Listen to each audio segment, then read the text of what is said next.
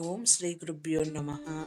ನಮಸ್ಕಾರ ಸ್ನೇಹಿತರೆ, all-round club Kannada ಚಾನಲ್ಗೆ ಸ್ವಾಗತ ಸುಸ್ವಾಗತ.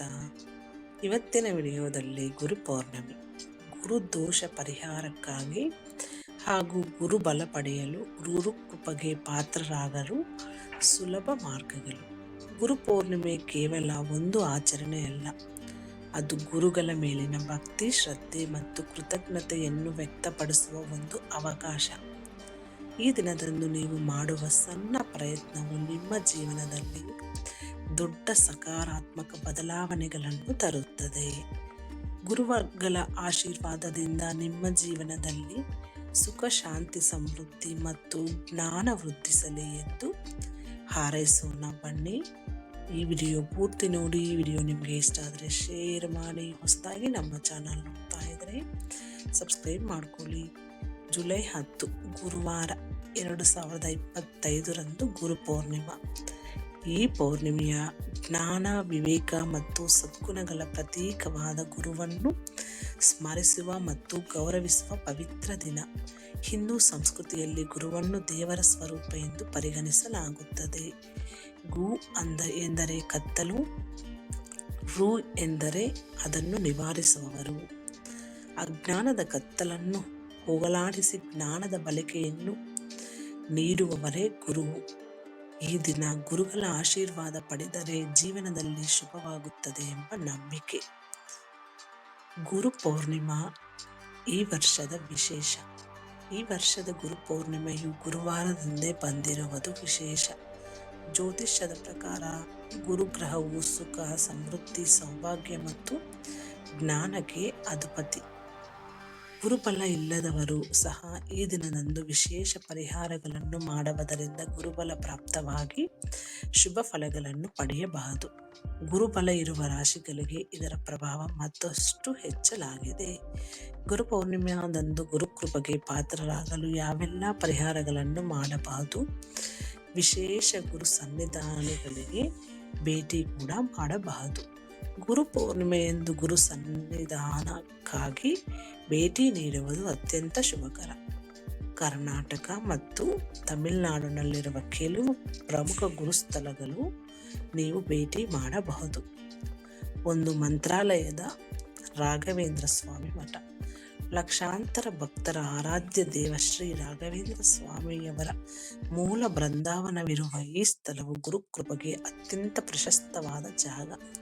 ಇಲ್ಲಿ ತೀರ್ಥ ಸ್ನಾನ ಮಾಡಿ, ದರ್ಶನ ಪಡೆದು, ಪ್ರಸಾದ ಪೂಜನ ಮಾಡಿದರೆ ಗುರುಗಳ ವಿಶೇಷ ಆಶೀರ್ವಾದ ಲಭಿಸುತ್ತದೆ.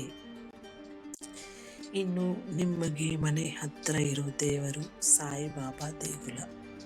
ಸಾಯಿಬಾಬಾ ದೇವಸ್ಥಾನಕ್ಕೆ ಭೇಟಿ ನೀಡಿ ಅವರ ದರ್ಶನ ಪಡೆದರೆ ಆಧ್ಯಾತ್ಮಿಕ ಶಾಂತಿ ಮತ್ತು ನೆಮ್ಮದಿ ದೊರೆಯುತ್ತದೆ. ಇನ್ನು ಸಾಯಿಬಾಬಾ ದೇವಸ್ಥಾನದ ಹತ್ತಿರ ದತ್ತಾತ್ರೇಯ ಸನ್ನಿಧಿ ಇರುತ್ತೆ. ಅಲ್ಲಿ ಕೂಡ ದೇವರ ದರ್ಶನ ಪಡೆದರೆ ಜೀವನದ ಕಷ್ಟಗಳು ನಿವಾರಣೆಯಾಗುತ್ತವೆ ಎಂಬ ನಂಬಿಕೆ. ಇನ್ನು ಸ್ವಾಮಿಗಳ ದರ್ಶನ. ಆಶ್ರಮಕ್ಕೆ ಹೋಗಿ ಅಲ್ಲಿ ಸ್ವಾಮಿಗಳ ಗುರು ಪೌರ್ಣಮಿ ದಿವಸ ಭೇಟಿ ನೀಡಲು ಸೂಕ್ತ ಸ್ಥಳ. ಈ ರೀತಿ ಗುರು ಸನ್ನಿಧಾನಗಳಿಗೆ ಪ್ರಯಾಣಿಸಲು, ಭೇಟಿ ನೀಡಲು ಸಾಧ್ಯವಾಗದೇ ಇದ್ದರೆ ಚಿಂತಿಸಬೇಕಾಗಿಲ್ಲ. ನಿಮ್ಮ ಸ್ಥಳೀಯವಾಗಿರುವ ಗುರು ಸನ್ನಿಧಾನಗಳಿಗೆ ಭೇಟಿ ನೀಡಿ ಕುಲಗುರುಗಳ ಮತ್ತು ಅಧ್ಯಾಪಕರ ಆಶೀರ್ವಾದ ಪಡೆಯಿರಿ. ಗುರು ಸನ್ನಿಧಾನಗಳಿಗೆ ಭೇಟಿ ನೀಡಲು ಅಸಾಧ್ಯವಾದರೆ ನಿಮ್ಮ ಗುರುಗಳ ಮಠಗಳಿಗೆ ತೆರಳಿ ಅಲ್ಲೇ ಗುರುಗಳಿಗೆ ಪಾದ ಪೂಜೆ ಮಾಡಿ ಹಣ್ಣು, ವಸ್ತ್ರ ಮತ್ತು ಕಾಣಿಕೆಗಳನ್ನು ಸಮರ್ಪಿಸಿ ಅವರ ಆಶೀರ್ವಾದ ಮತ್ತು ಮಂತ್ರಾಕ್ಷತೆಯನ್ನು ಪಡೆಯಿರಿ. ಇದು ನಿಮ್ಮ ಜೀವನದಲ್ಲಿ ಸಕಾರಾತ್ಮಕ ಬದಲಾವಣೆಗಳನ್ನು ತರುತ್ತದೆ. ಇದಲ್ಲದೆ ನಿಮ್ಮ ಶಾಲಾ ದಿನಗಳಿಂದ ನಿಮಗೆ ಪಾಠ ಮಾಡಿದ ಅಧ್ಯಾಪಕರು ಅಥವಾ ಗುರುಗಳನ್ನು ಭೇಟಿ ಮಾಡಿ ಅವರಿಗೆ ಕಾಣಿಕೆ ಸಮರ್ಪಿಸಿ ನಮಸ್ಕರಿಸಿ ಅವರ ಆಶೀರ್ವಾದ ಪಡೆಯುವುದರಿಂದ ಗುರುಗಳ ಜ್ಞಾನದ ಪ್ರಭಾವ ನಿಮ್ಮ ಮೇಲೆ ಬೀರುತ್ತದೆ. ಗುರು ಪೌರ್ಣಿಮಾ ದಿನದಂದು ವಿಶೇಷ ಪೂಜಾ, ಶಾಂತಿ ಹೋಮ ಮತ್ತು ಗುರು ದತ್ತಾತ್ರೇಯ ಹೋಮ ಮಾಡಬಹುದು. ಇನ್ನು ವಿಶೇಷವಾಗಿ ನಮ್ಮ ಶಾಲೆಯಲ್ಲಿ ಗುರು ಪೌರ್ಣಿಮಾ ದಿನದಂದು ವಿಶೇಷವಾಗಿ ಸಹಸ್ರ ಗುರುಶಾಂತಿ ಹೋಮ ಕೂಡ ಮಾಡಬಹುದು. ಈ ರೀತಿ ನಿಮ್ಮ ಶಾಲೆಯಲ್ಲಿ ನಿಮ್ಮ ಗುರುವರಿಗೆ ನೀವು ಕಾಣಿಕೆ ನೀಡಬಹುದು. ಗುರುಪೌರ್ಣಿಮೆಯಂದು ಸರಳ ಮತ್ತು ಪರಿಣಾಮಕಾರಿ ಪರಿಹಾರಗಳು ಇವೆ. ಇನ್ನು ಮೇಲೆ ತಿಳಿಸಿದ ಯಾವುದೇ ವಿಧಾನಗಳನ್ನು ಪಾಲಿಸಲು ಅಸಾಧ್ಯವಾದರೆ ಗುರುಪೌರ್ಣಿಮೆಯಂದು ಅನುಸರಿಸಬಹುದಾದ ಕೆಲವು ಸರಳ ಪರಿಹಾರಗಳು ನೀವು ಮಾಡಬಹುದು ಇಲ್ಲಿವೆ. ಉಪವಾಸ ಮತ್ತು ಪ್ರದರ್ಶನೆ ಅಂದರೆ ಗುರುಪೌರ್ಣಿಮೆ ದಿನ ಒಂದು ಹೊತ್ತು ಉಪವಾಸ ಇರುವುದು ಉತ್ತಮ. ನಿಮ್ಮ ಮನೆಯ ಸಮೀಪದಲ್ಲಿರುವ ರಾಘವೇಂದ್ರ ಸ್ವಾಮಿಗಳ ಮಠ ಅಥವಾ ದತ್ತಾತ್ರೇಯ ದೇವಸ್ಥಾನ ಅಥವಾ ಸಾಯಿಬಾಬಾ ದೇಗುಲ ಹೀಗೆ ಯಾವುದಾದರೂ ಗುರು ದೇಗುಲದಲ್ಲಿ 28 ಪ್ರದರ್ಶನಗಳನ್ನು ಮಾಡಿ ಇದು ಗುರುಬಲವನ್ನು ವೃದ್ಧಿಸುತ್ತದೆ.